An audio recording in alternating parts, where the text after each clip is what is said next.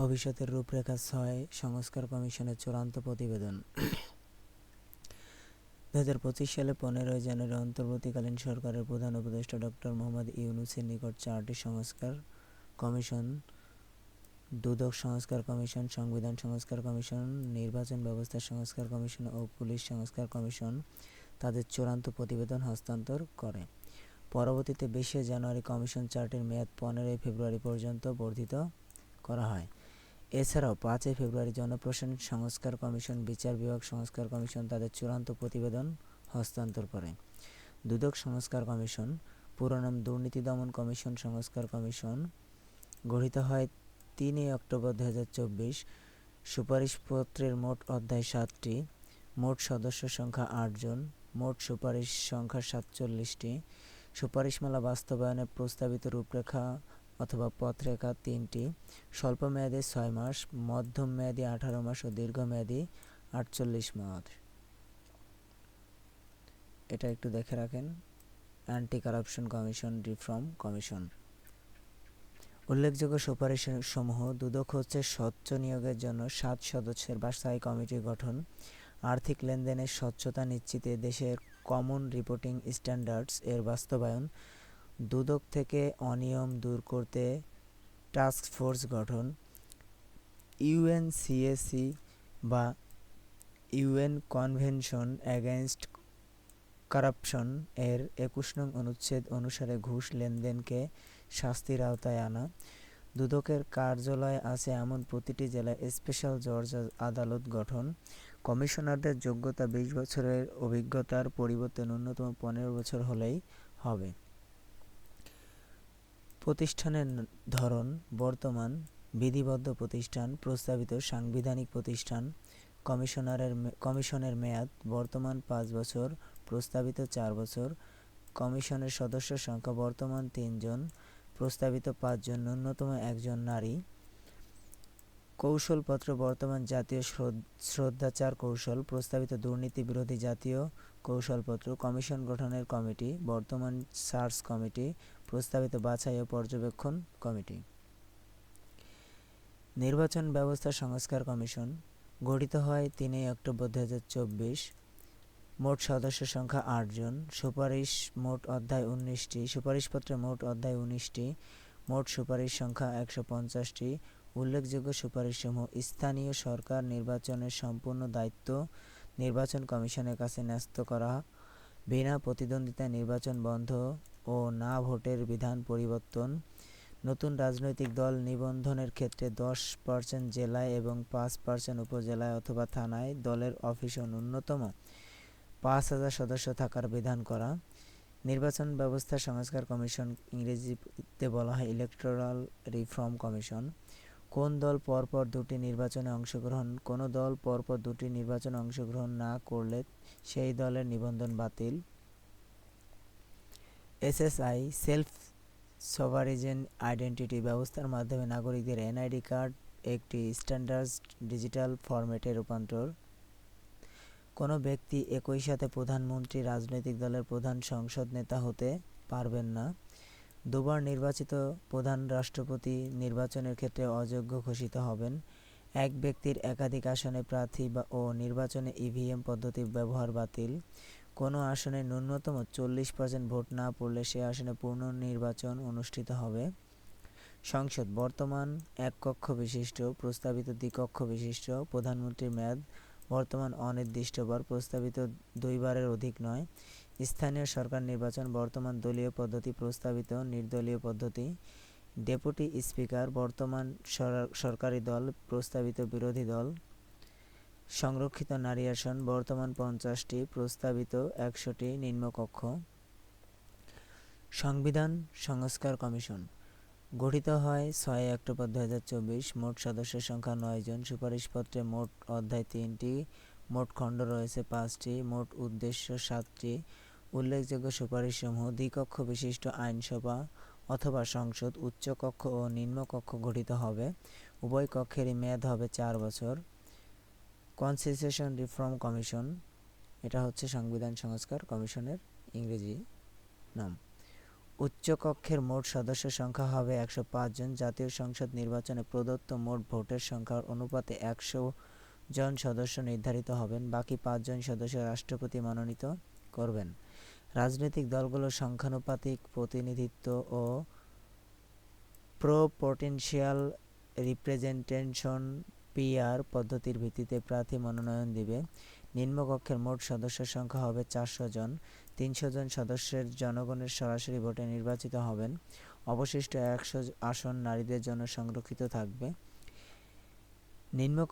নিম্নকক্ষে deputy speaker থাকবেন 2 জন, যার মধ্যে একজন অবশ্যই বিরোধী দল থেকে মনোনীত হবেন। রাষ্ট্রপতির নির্বাচক মণ্ডলী ইলেকটোরাল কলেজ ভোটে নির্বাচিত হবেন।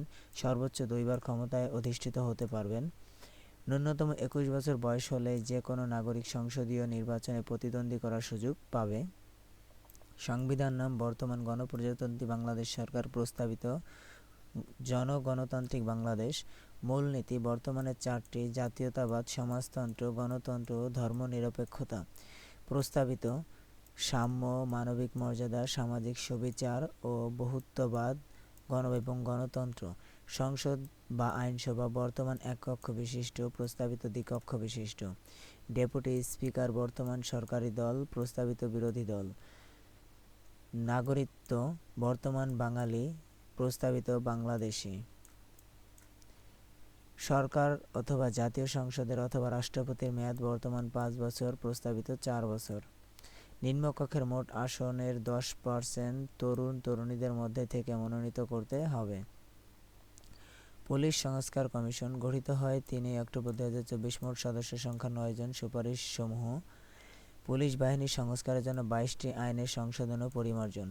ব্যক্তি ও দলীয় প্রভাবমুক্ত একটি নিরপেক্ষ পুলিশ কমিশন গঠন। পুলিশের কার্যক্রম তদারকির জন্য ওয়াচডগ বা ওভারসাইট কমিটি গঠন। কাউকে গ্রেপ্তার, তল্লাশি, জিজ্ঞাসাবাদের ক্ষেত্রে সুপ্রিম কোর্টের আপিল বিভাগ কর্তৃক প্রদত্ত নির্দেশনা 8 স্কোপ 2016 অ্যাড বাস্তবায়ন।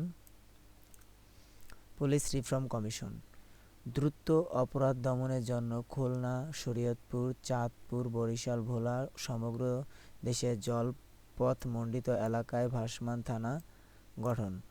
দেশের প্রতিটি বিভাগীয় শহরে ফরেনসিক ল্যাবরেটরি স্থাপন। পাশাপাশি প্রতিটি বিভাগে একটি করে ক্রাইম সিন ইউনিট ও ব্যালিস্টিক শাখা গঠন করার প্রতি গুরুত্ব প্রদান করা হয়েছে। নোট: বাংলাদেশে পুলিশ অপরাধীদের সব তথ্য crime data management system CDMS এর সফটওয়্যারের মাধ্যমে সংরক্ষণ করে। জনপ্রশাসন সংস্কার commission, public administration reform commission গঠিত হয় 3 অক্টোবর 2024। মোট সদস্য সংখ্যা 11 জন। সুপারিশপত্রের মোট অধ্যায় 17টি, পরিশিষ্ট রয়েছে 10টি। সুপারিশসমূহ বর্তমান বিদ্যমান 43টি মন্ত্রণালয়কে হ্রাস করে 25টি মন্ত্রণালয় ও 40টি বিভাগে বিন্যস্ত করা। মোট মন্ত্রীর সংখ্যা হবে 23 জন এবং প্রতিমন্ত্রী ও উপমন্ত্রীর সংখ্যা হবে 12 জন। উপজেলা পরিষদ থেকে ভাইস চেয়ারম্যান পদ বাতিল করা। আইন ও বিচার মন্ত্রণালয়ের অধীন থেকে ভূমি রেজিস্ট্রেশন অফিসকে পৃথক করে ভূমি মন্ত্রণালয়ের অধীনে ন্যস্ত করা। কমপক্ষে 15 বছর চাকরি করার পর প্রজাতন্ত্রের একজন কর্মচারী সকল সুবিধাসহ অবসর গ্রহণ করতে পারবেন। পাবলিক সার্ভিস অ্যাক্ট 2018 এর ধারা 45 এর বিধান অনুসারে 25 বছর চাকরি করার পর সরকার চাইলে তাকে যে বাধ্যতামূলক অবসরে পাঠাতে পারত সে বিধান বাতিল করা।